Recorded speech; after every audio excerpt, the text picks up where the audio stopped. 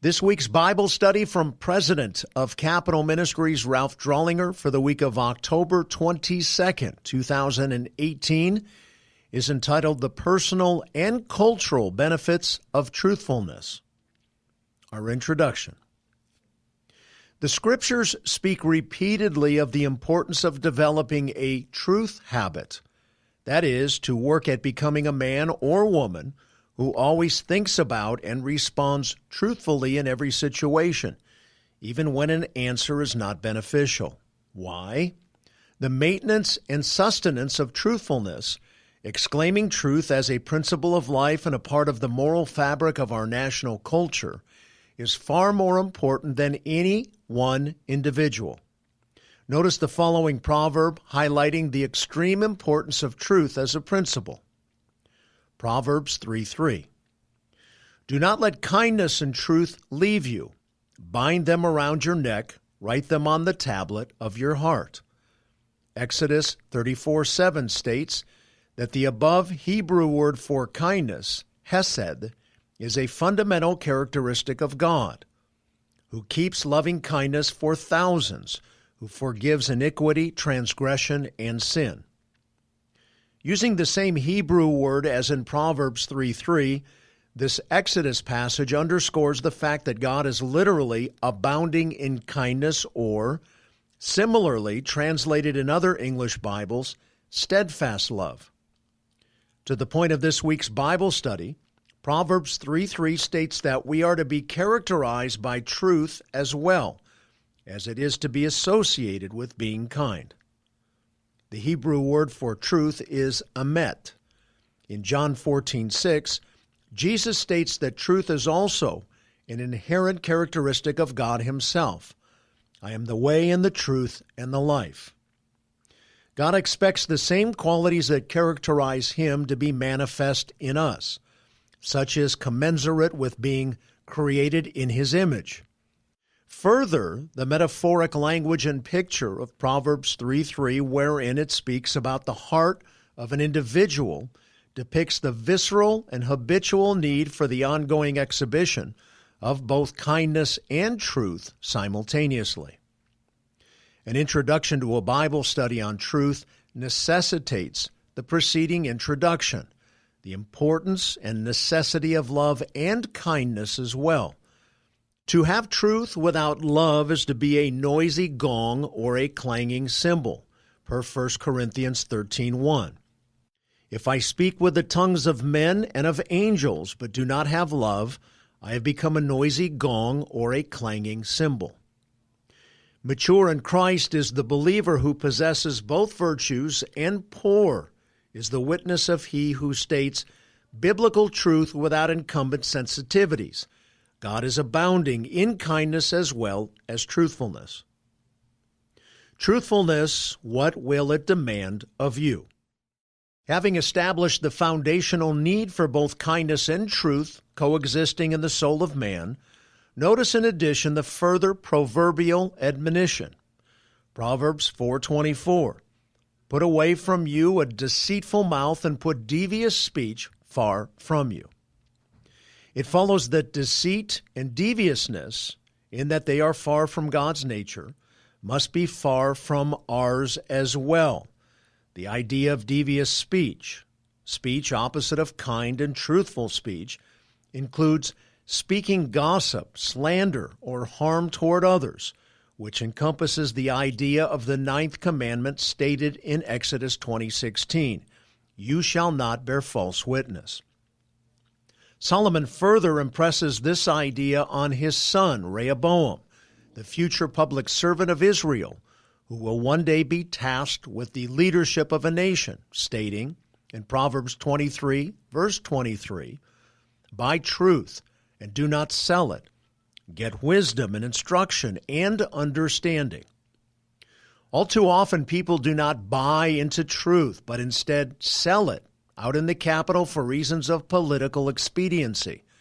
How sad it is to see the oft selling out of truth in the extremely competitive atmosphere of elections. The following proverb helps us to not succumb to such pressures. Proverbs 28:6. Better is the poor who walks in his integrity than he who is crooked, though he be rich. The desire to be rich relates to more than monetary wealth. Often in our culture, it relates to power and upward mobility in one's career, like getting elected to office. Do not sacrifice truth and personal integrity on the altar of political expedience, my beloved friend. Such haste in the moment of battle is not beneficial in the long run because time and truth do run hand in hand. Please deem truth to be more valuable than yourself or your career. I'm afraid this idea is largely lost in America today. Is your highest good in your career winning the next election? Is truth subservient to that? May it not be so. God will honor your being principled versus expedient. Commit yourself to being a man or woman of truth today. Think of it this way in the specific terms of an election. Being truthful today may cost me an election, but in doing so, it may set me up for what God has next in store for me. This is what truth demands of me. Truthfulness. What will it do for you? Sometimes being truthful will cost you dearly, but God will honor your truthfulness. What follows are some of those benefits. Good relationships with others. Proverbs 16:6, by loving kindness and truth, iniquity is atoned for, and by the fear of the Lord one keeps away from evil. The Hebrew word for atone, kafar, can be translated as covered or to make propitiation for. Contextually, the word is being used in a horizontal sense of man's relationships with one another.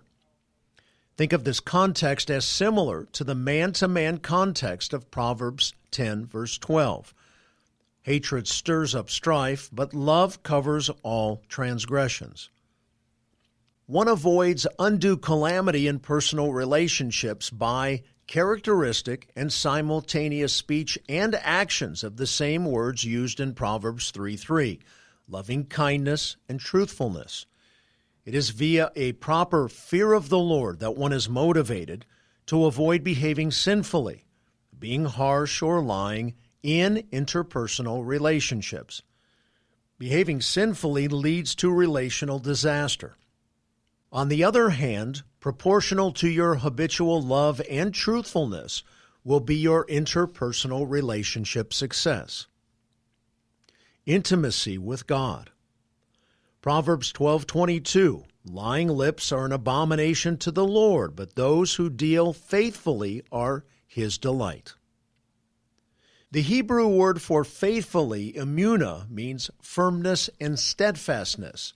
In other words, to learn to speak the truth firmly and consistently is to find delight with God.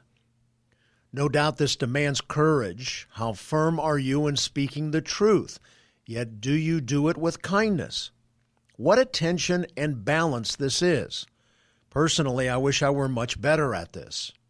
Conversely, Proverbs 3:32, for the devious are an abomination to the Lord, but he is intimate with the upright. The English word for devious is from the root word to deviate, meaning to deviate from a right, accepted, or common course, astray.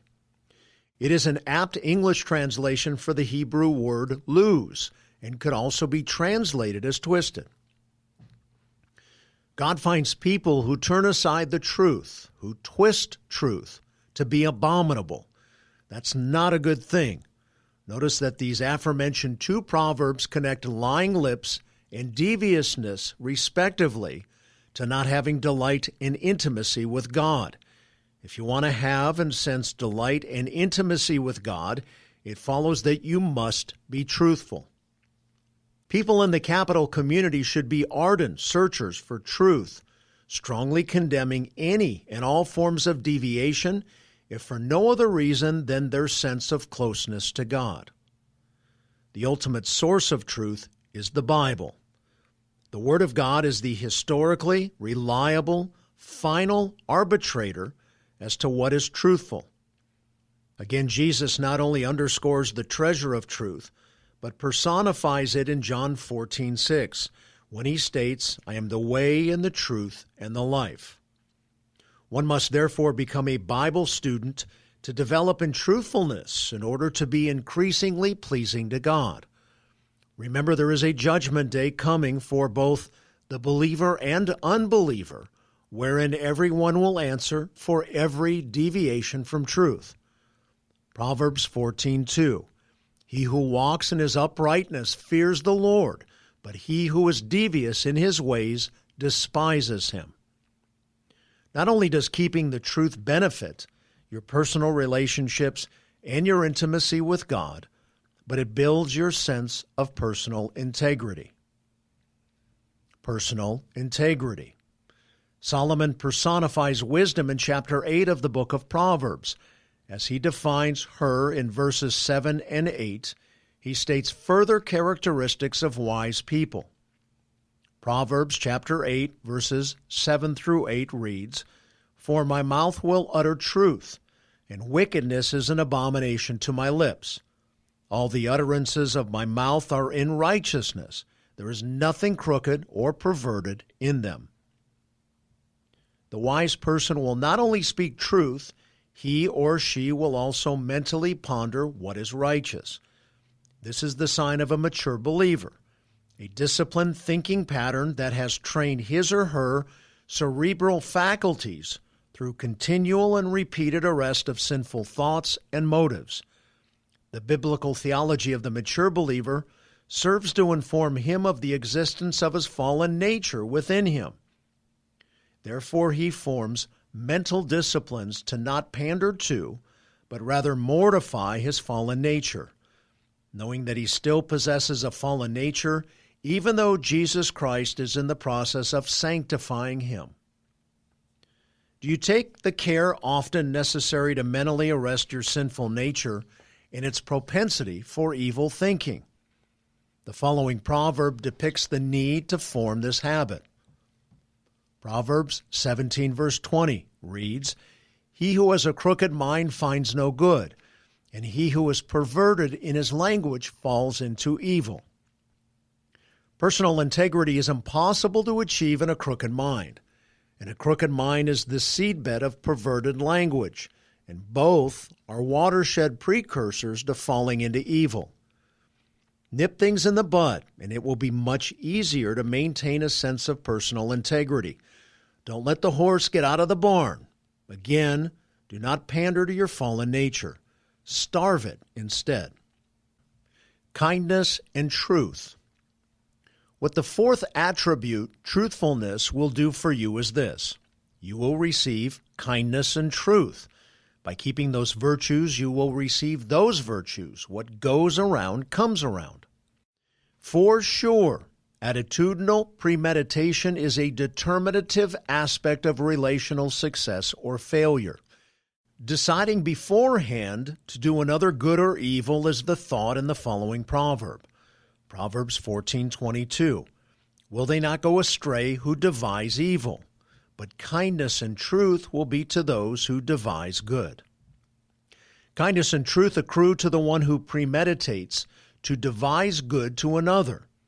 "Give, and it will be given to you," states Luke 6:38. "One reaps what one sows," states Galatians 6:7. Longevity and perseverance. Here is yet another benefit of what truth will do for you. The fifth benefit of being truthful is longevity and perseverance. Proverbs 12:19. "Truthful lips will be established forever, but a lying tongue is only for a moment." A most important point to be made is that time and truth run hand in hand. Lies are eventually found out. Truth, however, endures. Truthfulness carries not only the idea of veracity and accuracy, but also of durability. Permanence and reliability, states a leading commentator on Proverbs. If you are looking for longevity and perseverance in office, then become a habitual truth teller. Don't shade things to benefit yourself. This will be found out. especially in elections where opposition researchers abound. Admirable behavior. Proverbs 21:8 reads, "The way of a guilty man is crooked, but as for the pure, his conduct is upright." Conduct refers to the way and work of an individual. It bespeaks of his or her personal integrity or lack thereof. Crooked behavior evidences someone who is guilty of something, whereas upright behavior points to a clear conscience. The former has something to hide. The latter does not. How much easier it is to live without hiding things. A wonderful benefit of forming habitual truthfulness is the commensurate admirable behavior that results. Coach Wooden had another way of saying this. Work on your character, not your reputation, he'd preach. I think he got that from Proverbs 28:6. Accurate communications. The following proverb is from a series known as The Sayings of the Wise. It speaks to one's ability to become an accurate conveyor of truth to another. Proverbs 22, verse 21. To make you know the certainty of the words of truth, that you may correctly answer him who sent you. In a day largely void of writing materials, the verbal conveyance of truth was critically important. Trust in a messenger is indicated 4 times in Proverbs: 10:26, chapter 13, verse 17, 25:13, and chapter 26, verse 6. The conveyor must continually avoid exaggeration and dwell on certainty. Such a discipline is all within the corpus of being a truthful person. A truth teller both then and now needs to accurately convey what is told to him by another. Being committed to truth will make you a man or woman who is increasingly committed to and manifesting of accuracy and precision. These then are 7 virtues, 7 triumphal treasures of truthfulness that will inure to your benefit if you determine to be a man or woman of veracity. Truthfulness, how will it defend you? Longman, in his great commentary on the book of Proverbs, states in regard to Proverbs 20, verse 28, it is through constant faithfulness between all parties involved that productive governance can take place and the king himself can avoid usurpation. Here is what he is commenting on. Proverbs 20, verse 28. Loyalty and truth preserve the king, and he upholds his throne by righteousness. This is what truthfulness can do for you who hold office and the overall health of the culture. The stability of the government rests primarily upon the loyalty and veracity of the ones who govern. What the king demands of the citizens, cross-reference chapter 20, verse 8 and chapter 26. He must demand of himself as well, for God certainly does. States Kitchen, in his similarly great commentary on Proverbs, it is both by strict adherence to the truth and by passionate and compassionate commitment to God and his people that the king wins their loyalty. In so seeking these qualities in his relations with his subjects, he imitates God's own rule. This is precisely what Solomon is conveying to Rehoboam and you in this proverb. Obviously, America is not a land of kings, but the principle still applies to those elected to office. How will truth defend you? Psalm 89, verse 14 states in regard to God's reign, righteousness and justice are the foundation of your throne. Loving kindness and truth go before you.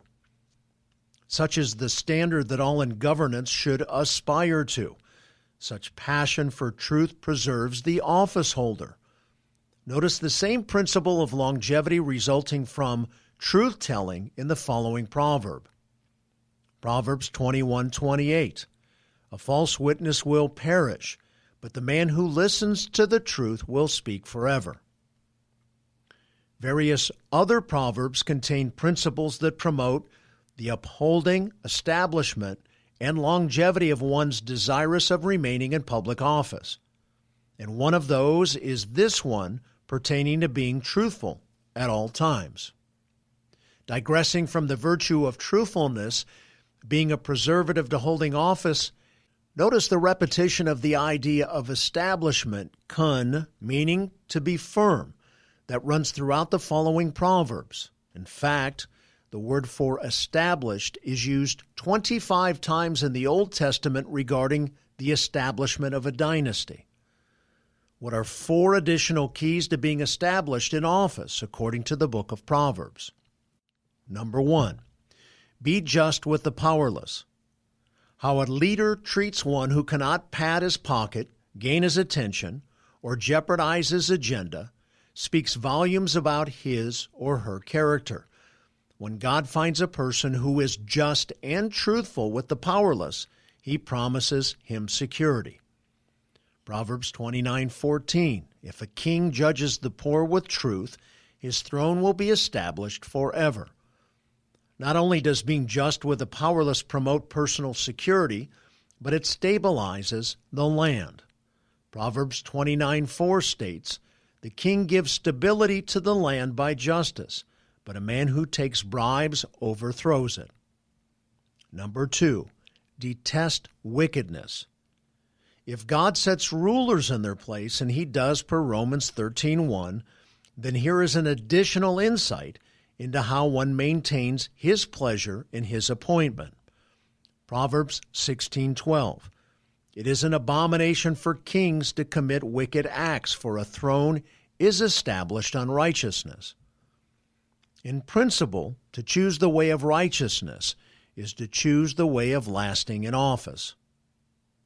One does not have to look far in American history to recount the response of God via his orchestration of voters to remove wicked people from office. 3, remove wicked counselors. In addition to being truthful in order to establish yourself in office, the third biblical insight, achieving God's favor while in office, is revealed in this proverb, Proverbs 25:5. Take away the wicked before the king, and his throne will be established in righteousness. Rehoboam, to whom Solomon wrote this proverb, is the classic example of its violation. He refused in his reign to listen to the right advisors. He chose his high school buddies over Dad's proven, seasoned professionals. This fact led to his devastating failure. How important it is to prune the unrighteous and disloyal from the leader's midst. To do so is to gain longevity in leadership. Don't underestimate the deleterious, it is deleterious. 2 and 1. Don't underestimate the deleterious effect that bad staff can have on you achieving your purpose or purposes in life. And number 4, stop oppression and unjust gain. No one need be convinced that graft is corrupting, and yet still, these practices determine the course of many leaders and governments today. Proverbs 28:16 reads, a leader who is a great oppressor lacks understanding, but he who hates unjust gain will prolong his days. If the principle of this proverb is accurate, those who are dishonest will be removed from power. Time and truth run hand in hand. The prolonging of a leader is related to his integrity regarding bribes, be they direct or indirect. Here then are 4 keen biblical insights in addition to being truthful that relate to how one pleases God and maintains his blessing relative to his appointment to serve in government.